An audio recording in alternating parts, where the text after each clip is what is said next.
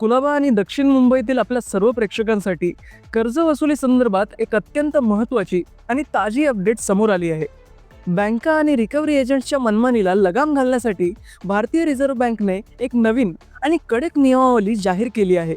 या नियमांच्या अंमलबजावणीबाबत RBIने एक स्पष्ट वेळापत्रक जाहीर केले असून त्यानुसार 12 फेब्रुवारी 2026 रोजी रिस्पॉन्सिबल बिझनेस कंडक्ट या अंतर्गत या नियमांचा मसुदा प्रसिद्ध करण्यात आला आहे. या महत्त्वाच्या मसुद्यावर सर्वसामान्यांच्या सूचना आणि हरकती मागवण्यात आल्या असून त्याची अंतिम तारीख 6 मार्च 2026 ही आहे. या सर्व प्रक्रियेनंतर 1 जुलै 2026 पासून हे नवीन नियम सर्व बँका आणि NBFC संस्थांना कडकपणे लागू होतील. नवीन नियमांनुसार आता वसुलीसाठीचे फोन किंवा प्रत्यक्ष भेटी फक्त सकाळी 8 ते संध्याकाळी 7 या वेळेतच घेता येतील.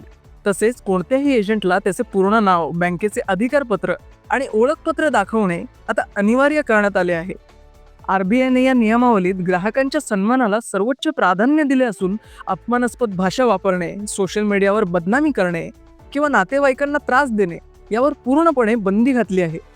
विशेष म्हणजे घरात मृत्यू, लग्नकार्य किंवा सणासुदीचा काळ असेल तर अशा संवेदनशील प्रसंगी वसुलीची कोणतीही कारवाई टाळावी असे स्पष्ट निर्देश देण्यात आले आहेत. RBIने हे देखील स्पष्ट केलं आहे की हे नियम केवळ प्रामाणिक कर्जदारांच्या रक्षणासाठी आहेत. जे विलफुल डिफॉल्टर्स आहेत, म्हणजेच जे मुद्दाम कर्ज बुडवत आहेत, त्यांच्यावर मात्र कायदेशीर मार्गाने कडक कारवाई सुरूच राहील. पण वसुलीच्या नावाखाली होणारी कोणतीही गुंडागर्दी आता बँकांना महागात पडणार आहे. 1 जुलै 2026 पासून बँकिंग क्षेत्रात ही मोठी सुधारणा पाहायला मिळेल अशी आपण आशा करूया. लक्षात ठेवा, जागरूक राहणं हीच आपली खरी ताकद आहे. मी दीपेश पवार, कुलाबा न्यूज 24.